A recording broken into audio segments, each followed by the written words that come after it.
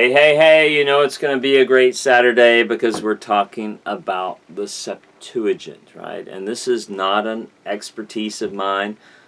I have a colleague, Dr. Peter Gentry, who is Mr. Septuagint. So I'm skating in an area that I need to be careful and recognize I'm an outsider. We've talked a little bit about the Septuagint before. Of course, the Septuagint is the early Greek translation of the Old Testament, right? Translating the Old Testament from Hebrew into Greek. And we've talked here, we've recommended the Reader's Edition, this beautiful 2-volume Reader's Edition of the Septuagint, the Septuaginta, a Reader's Edition published by Hendrickson. Really nice, really beautiful. Edited by Greg Lanier and William Ross. And I've gotten to know Will Ross a little bit just over the internet, and he's a delightful young scholar and is doing such great work.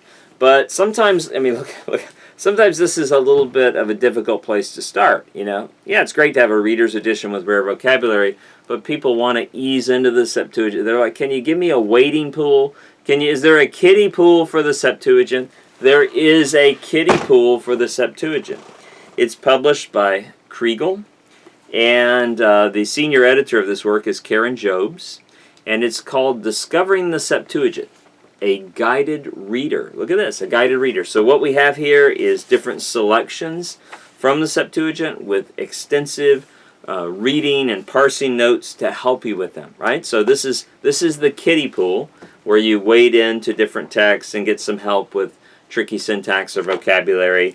So, hey, this is a great work. And if you're also, I'll recommend also by Karen Jobes, the same author, along with Moises Silva, two authors of this, Karen Jobes and Moises Silva.